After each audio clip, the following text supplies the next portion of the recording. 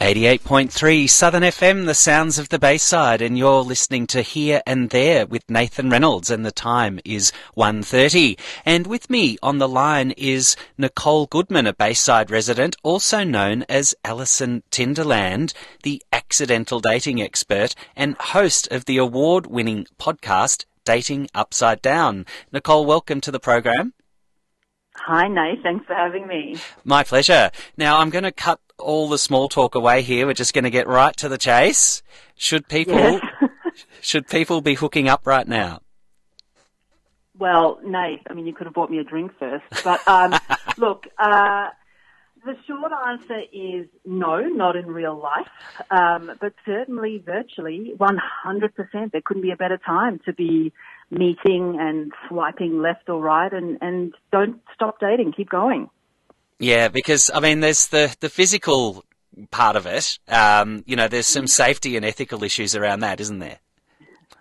There certainly are. I mean, I would absolutely say don't be standing any closer than, a few feet away, 6 feet away. And no doubt there are probably people that are breaching that for all sorts of physical purposes, but definitely from a health perspective, stay away, definitely. But times like this, we all get a little bit creative, don't we? So how do we keep our love lives going, for all those single people out there, when you can't sort of meet up? Yeah, look, it's tough times for the single community, for sure. I guess it's no different if you're in the searching process. I mean, you're in your own space when you're swiping or you're online dating or whatever it is, but meeting up is definitely different. So, but there's no reason why you couldn't, do a Zoom call. Everyone's doing Zoom calls, Zoom meetings at the moment, FaceTime. House party. I could go on. Sorry, have you seen that app? Someone sent me a link to that the other day, and I had to go on that. Yeah. So there's all these new technologies available to us. Definitely, yeah, house party for sure. And it's a bit of a safety barrier too. So it's actually a nice way to meet without the pressure of, necessarily looking a certain way, but you're in the comfort of your own home using technology. Do you reckon there could be a bit of a return to some old-fashioned courting? Do you think there could be some letter writing going on or things like that?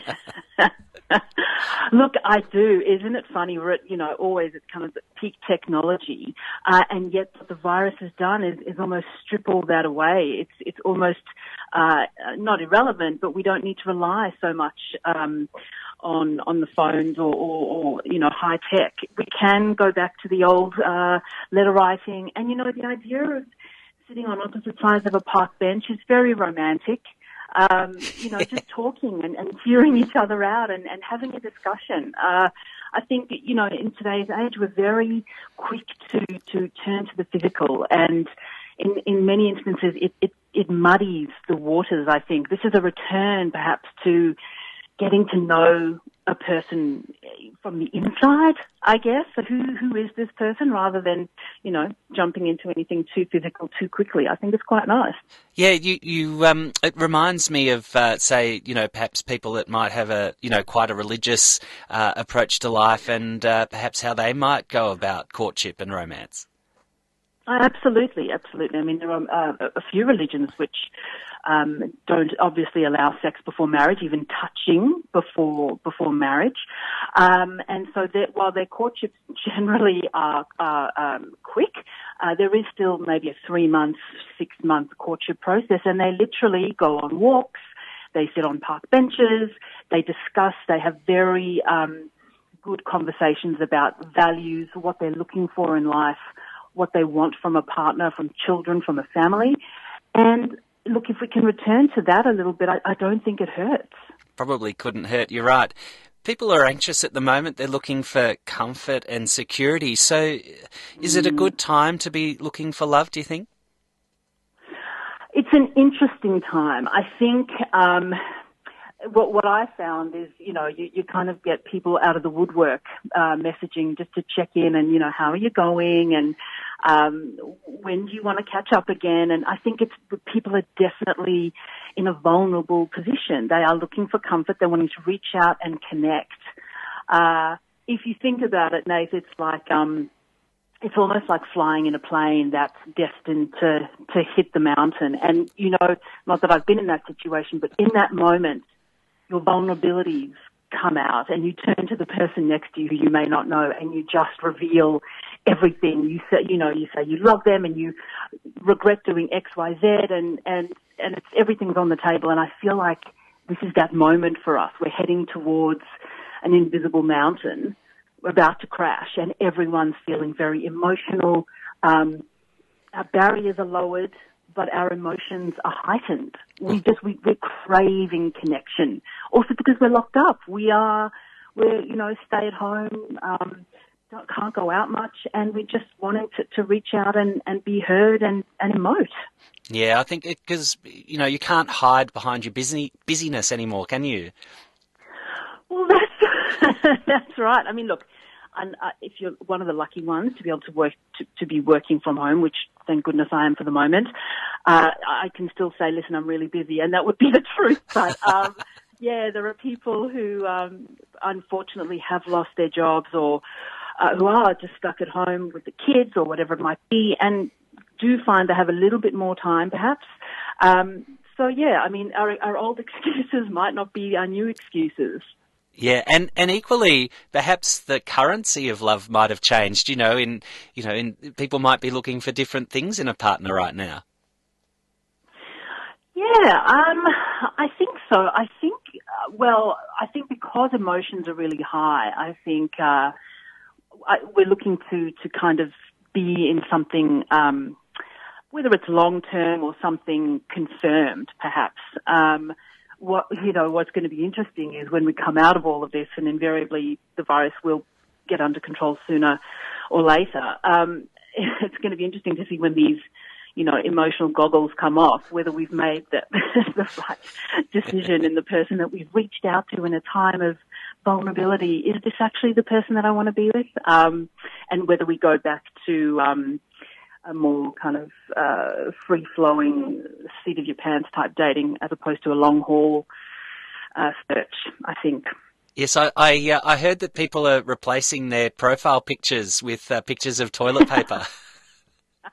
Yes, it's really, really interesting. So since I've been looking through the apps, toilet paper is absolutely the currency. If it doesn't matter, it seems, if you're 5'2", weigh 700 pounds. If you've got toilet paper, you have the edge. You're desirable. So, you are desirable. All of a sudden, people that have thought, I just can't grab a date, put up your pictures of toilet paper, your hoarding of food and other goods, and you'll be in high demand, I guarantee. Suddenly, long-term planning skills are highly sought after. Maybe Doomsday preppers are coming into their own. I was going to say it's a doomsday prepper world. I mean, everyone derided them for a while, but God, they had it. They knew it. They predicted it. So hats off to the doomsday preppers. It's funny the way people are. The virus is kind of infiltrating everyday life, whether it be in funny memes or the way people date or the activities people are doing. I mean, it's not all a laughing matter. People are actually losing their lives and getting very, very sick. But we also need to entertain ourselves in these strange times, Nate. Yeah, absolutely. Nicole, we need to have fun. Dating's all about fun, surely. If it wasn't fun, we wouldn't do it. How are people turning this situation into fun or comedy, or how are we enjoying ourselves out there?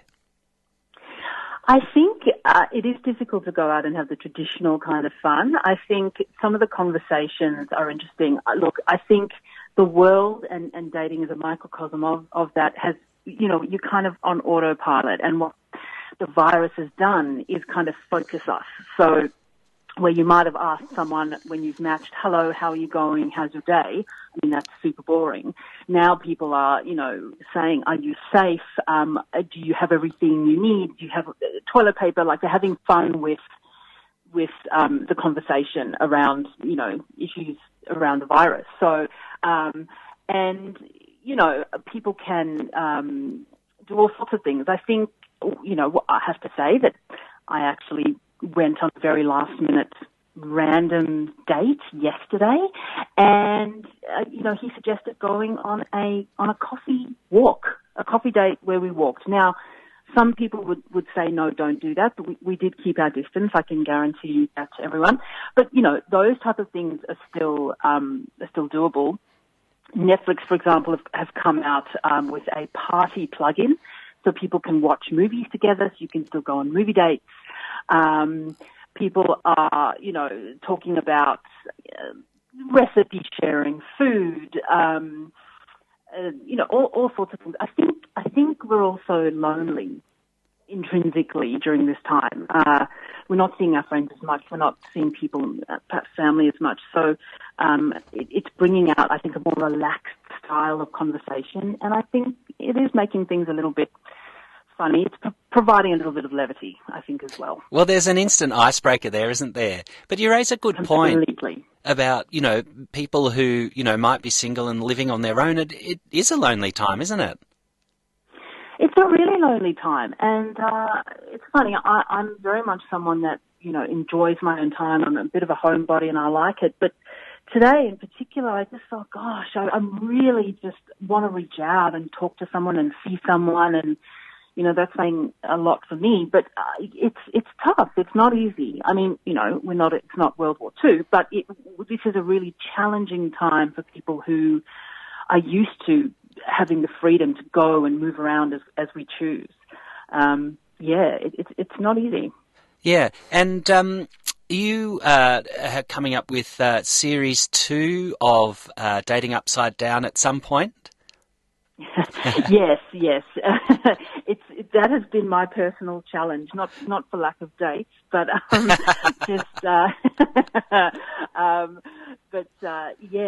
just to kind of focus and make that happen. Work has been great at the moment. I'm working at a podcast agency, the media production, so it's been full on, but it's still on my list to do. I am, though, however, Nath, starting a different podcast which talks exactly to dating, really, in the time of coronavirus, but life more generally. It's called it's called Life During the Coronavirus. Mm-hmm. And so what I'm looking for is for people to send through their voice memos of how they're coping, what are they doing differently, are they really sad, really happy. I just want to document this time during a really kind of once in a century event and just work out over time how that looks, because it will be gone and it will be an amazing document to look back on. So if people want to contact me and send through their voice memos or get in touch for more information, they can do that at Life During COVID-19 at gmail.com, and we can work that out with them there. I think there'll be some great relationship stories that come out of this time. Perhaps even, telling kids, well, we met during the greatest health crisis we've ever known. It's true. It's really interesting because if you think about it, it almost becomes a war story in itself. Like if you listen to our grandparents and, we met during the war, and it's all, as horrific as that time was, it all becomes very romanticized, and there's no doubt that, our children and our grandchildren are going to, look at us and go, Granddad, were you there during the coronavirus, world pandemic? And, romantically you can say yes, and it was this, that, and the other. And, for people that do meet during this time, it becomes a very kind of war-torn story. So, and the other thing too, Nath, is people are locked indoors. So people that are already in relationships, you watch 9 months from now, there's going to be a boom, a baby boom, a coronavirus baby boom, and all born during the time of COVID-19. Oh, wait for that one. Wait for that one, exactly, yeah. Yeah, terrific. Well, Nicole, thank you very much for your time and expertise.